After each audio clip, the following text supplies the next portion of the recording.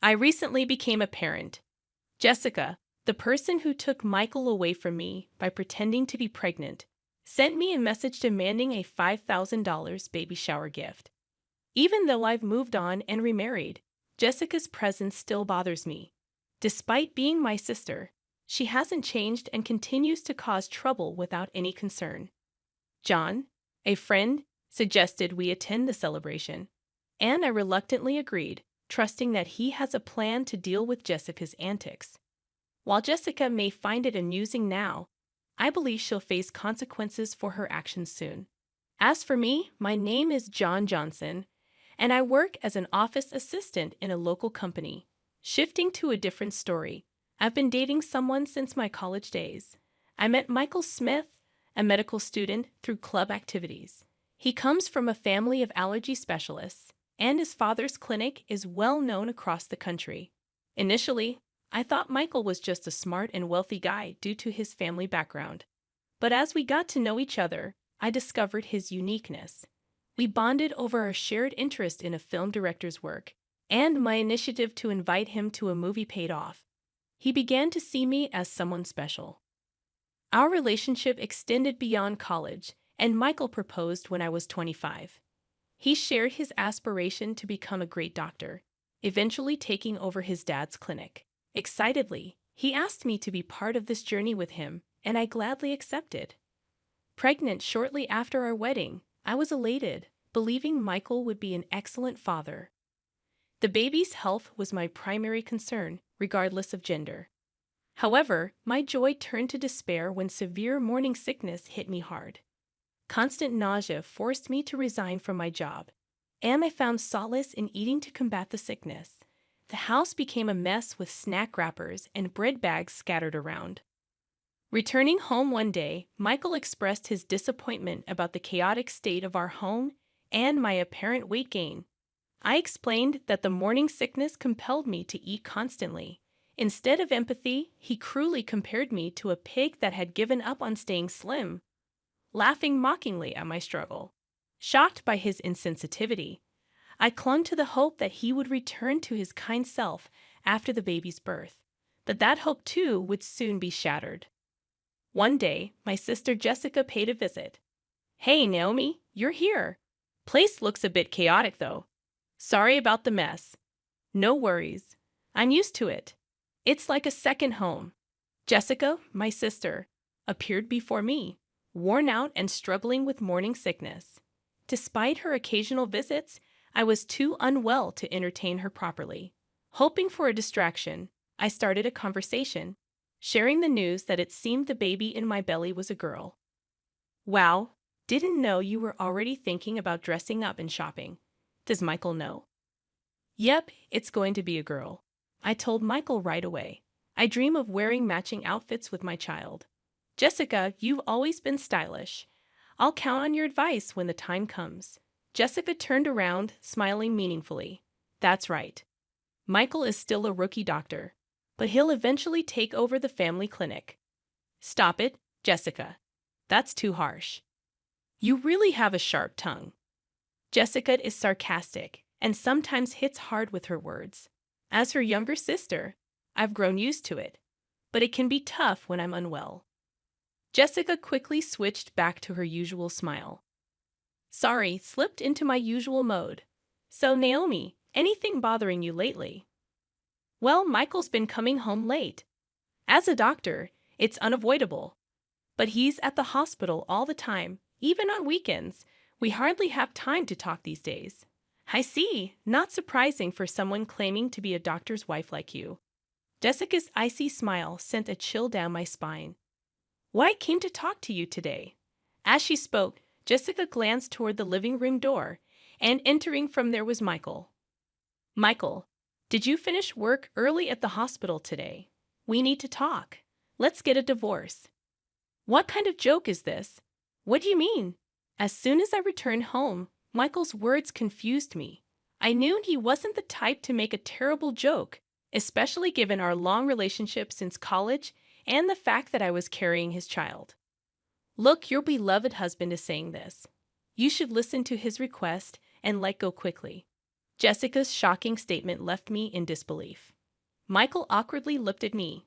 I can't see you as a woman anymore after you kept eating and gaining weight. But this is morning sickness. I feel sick if I don't eat. Jessica triumphantly stared at me. That's the way it is. And the baby in your belly, being a girl, won't be the heir to the Smith Clinic. But I carry Michael's child in my belly, a suitable heir. I felt a sinking feeling as Jessica lovingly stroked her belly. I'm 3 months pregnant, and it's a boy, according to the tests. You can't be serious. I just had a baby. What are you doing while I'm going through all this pain? Your excuses, quitting your job, and just eating all the time are unacceptable. I'm tired of watching you lying around, constantly eating snacks. I take care of myself, so I don't have morning sickness, even when pregnant. I won't lose my self-control and eat like a pig, unlike you. I was at a loss for words, seeing Jessica's smug face, and Michael looking down at the floor, guilt-ridden. While I didn't know about Jessica being pregnant with a boy, as an heir, I wanted a son. I value a beautiful wife like Jessica over someone who indiscriminately gains weight. Isn't that just a desire for an heir, while a beautiful wife is your own selfish preference? I'll pay alimony, so let's part without any fuss. Witnessing Michael's apology, I realized that our relationship could never return to its former state. Following the divorce, I became a single mother and gave birth to our daughter.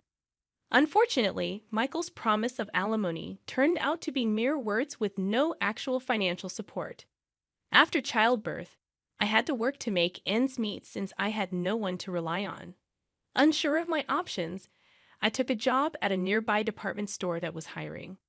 Life took an unexpected turn, and my hard work and character caught the attention of John Johnson, a highly regarded manager in the external sales department. Tough day. You're always working hard. Thanks. I'm about to finish up soon. Are you done for the day, John? Yeah. Oh, there's this great Italian place nearby. I want you to try, Naomi. And it's a little gift for your daughter. Through casual conversations, our connection grew, leading to dating and eventually our remarriage. Naomi, I might be a guy 20 years older than you, but I sincerely want to make you and your daughter happy. Will you marry me? Are you sure about me? I'd be delighted. Life after remarriage was truly blissful. A kind husband, and my daughter and I enjoyed a peaceful life. However, I failed to notice the ominous footsteps approaching our tranquil days. One day, while Jan was at work and I had some time off, an email arrived. It was from Jessica, and the content was shocking. A baby is born. I'm expecting a $5,000 baby shower gift. A gasp escaped me as I read that abrupt email. Memories flooded back from 5 years ago when Jessica had an affair with Michael and took him away. Now asking for a $5,000 baby shower gift, seemed excessive. I couldn't forget that day, the expressions on Jessica and Michael's faces, their disregard for my suffering from morning sickness, was unforgivable.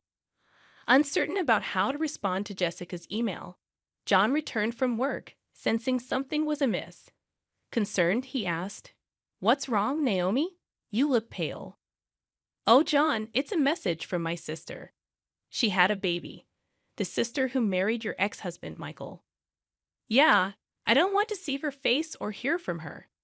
Plus, she's asking for a $5,000 baby shower gift."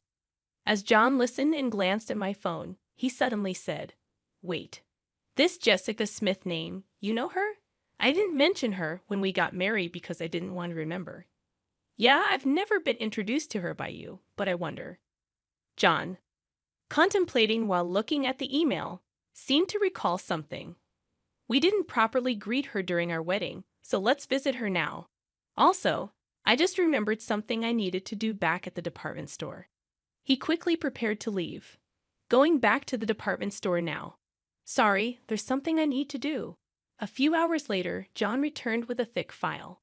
"Is it okay if we visit your sister, Jessica, 2 weeks from now on Sunday? We both had the day off, and I'd like her to meet my parents and cousins too." "Your parents and cousins too?"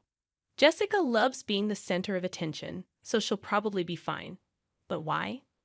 I've heard your ex-husband, Michael, is famous for allergy treatment. My family has a history of allergies. Thought we might get some good advice.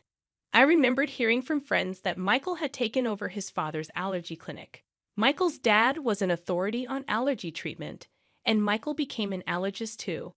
A friend told me. Okay, I'll contact Jessica. Jessica quickly agreed when I contacted her. I want to see the baby and will bring a gift. Can I bring some relatives too? They really want to meet you. Of course, the more guests, the more gifts. Looking forward to seeing you in 2 weeks on Sunday. 2 weeks later, on Sunday, I visited Jessica's house with John, his parents, and relatives, including his cousins, in a quiet residential area. Her stylish house stood next to the clinic, its white walls gleaming. John's parents and relatives were surprised by its luxurious design, excited to meet the renowned allergist. Welcome. I've been waiting for you. Long time no see, Jessica. You look happy. Of course, I was worried about my first child's birth, but it all worked out in the end. I felt something off in Jessica's words. First childbirth? Didn't you say you were pregnant with a boy before? Oh, did I not tell you? I miscarried that time, so this is my first.